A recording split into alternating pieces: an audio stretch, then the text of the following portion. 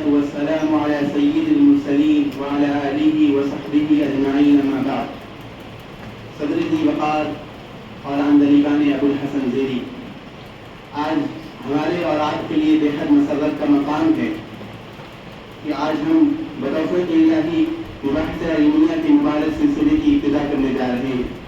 اس کا آغاز شریعت مطہرہ کے مصادر و مراجع میں سے اہم مرجع کتاب الہی کی تفاسیر سے ہو رہا ہے.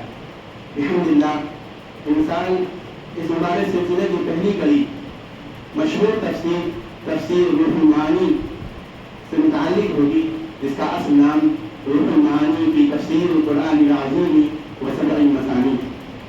ان میں تفسیر کی ہے ایسی عظیم الشان اور مشہور تفسیر ہے جسے علامہ محمود آلوسی بغدادی رحمۃ اللہ علیہ نے تحریر فرمایا ہے.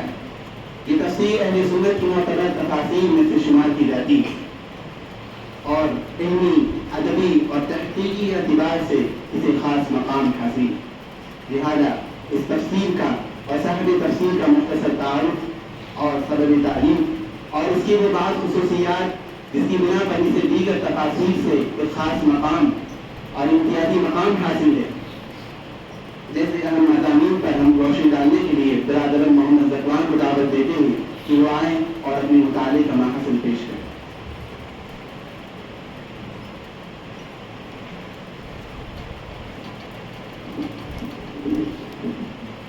السلام علیکم ورحمۃ اللہ. بسم اللہ الرحمن الرحیم.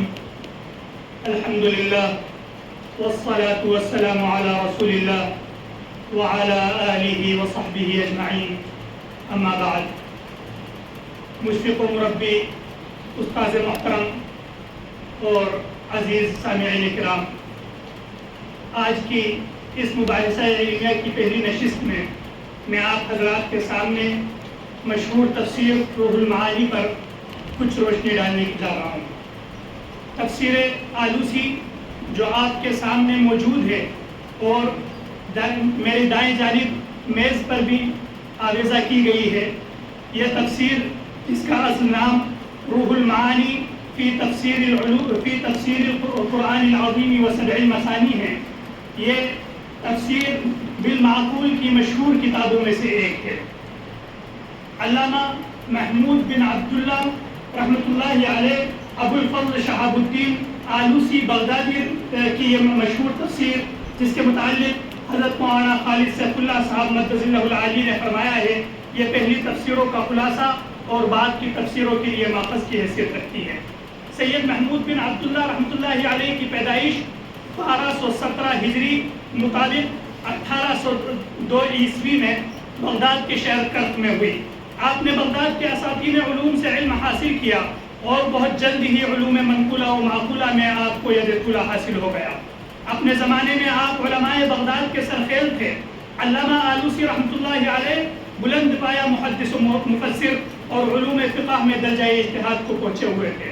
عرصہ دراز تک آپ نے تعلیم و تدریس اور تصنیف و تالیف کی خدمت انجام دی اور مسند افتاء کو بھی آپ نے زینت بخشی.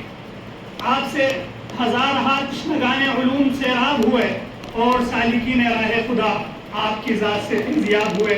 بالآخر 25 ذی القعدہ بروز جمعہ 1270 ہجری بمطابق 1854 عیسوی کو آپ کا انتقال ہوا.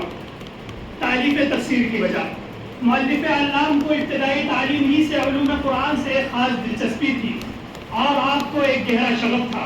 اسی وجہ سے آپ کو بہت جلد علوم قرآن اور تفسیر کے اندر خاص ملکہ پیدا ہو گیا.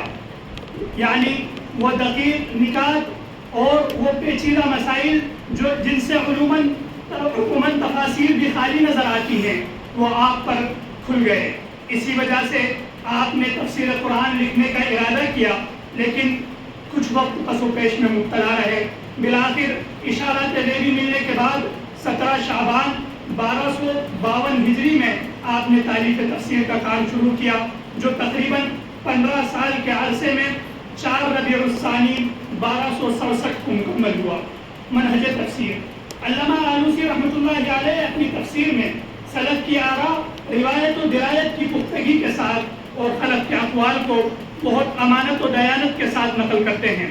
مناہل العرفان میں علامہ زرقانی رحمۃ اللہ علیہ لکھتے ہیں نظم فیہ روایات السلف بجانب اقوال الخلف المقبولہ۔ صاحب تفسیر تفسیر کشاف، تفسیر بیضاوی اور تفسیر رازی وغیرہ کے اقوال نقل کرتے ہیں اور پھر خود حکم منصف بن کر اقوال کے سقم و صحت پر نقد کرتے ہوئے بہت آزادی اور وسعت کے ساتھ اپنی رائے کا اظہار کرتے ہیں اور دلائل فراہم کرتے ہیں۔ علامہ آلوسی رحمۃ اللہ علیہ شافعی المسلک ہیں، لیکن اکثر مسائل میں امام ابو حنیفہ رحمۃ اللہ علیہ کی طرف آپ مائل ہیں۔ اپنی تفسیر میں آپ نے احکامی آیتوں میں کے ضمن میں فقہاء اکرام کے اقوال بغیر کسی اختلاف و تعصب کے نقل کیے ہیں۔ مفسر علام عقائد اہل سنت کے حامل تھے، لہٰذا گاہے بگاہے معتزلہ و روافض اور دیگر فرق باطلہ کی تردید کرتے ہوئے اعتقادات اہل سنت کی پرزور تائید کرتے ہیں۔ علامہ نے قواعد نحویہ کی جانب بھی روشنی ڈالی ہے اور بکثرت عربی اشعار سے الفاظ و معانی پر استدلال و استشہاد کیا ہے۔ روح المعانی کی ایک بڑی خصوصیت یہ ہے کہ صاحب تفسیر نے کتب تفاسیر میں پھیلی ہوئی اسرائیلی روایات کے سلسلے میں بہت احتیاط سے کام لیا ہے اور غلط روایات کا تعاقب اور ان کی تردید کی ہے۔ مفتی تقی عثمانی متزلہ فرماتے ہیں، علوم القرآن میں آپ فرماتے ہیں روایت حدیث کے معاملے میں علامہ آلوسی رحمۃ اللہ علیہ دوسرے مفسرین کے مقابلے میں محتاط رہے ہیں۔ علامہ آلوسی رحمۃ اللہ علیہ نے مختلف قراءات بھی ذکر کی ہیں، صورتوں اور آیتوں میں باہم ربط و مناسبت ذکر کرنے کا بھی خاص اہتمام کیا ہے۔ اسی طرح آپ نے تفسیر اشاری پر بھی توجہ کی ہے اور آیات کے اسرار و حکم کو ظاہر کیا ہے، حتیٰ کہ علامہ زرقانی رحمۃ اللہ علیہ اور دیگر بعض علماء نے آپ کی تفسیر کو تفسیر الاشاری میں شمار کیا ہے۔ آخر میں ہم چند علماء فن کے تبصرے نقل کرتے ہیں جس سے اس کتاب کی اہمیت مزید واضح اور نمایاں ہو جائے گی۔ صاحب مناہل العرفان علامہ زرقانی روح المعانی کا تذکرہ کرتے ہوئے فرماتے ہیں وَهَذَا التَّفْسِيرُ مِنْ أَجَلِّ التَّفَاسِيرِ وَأَوْسَعِهَا وَأَجْمَعِهَا۔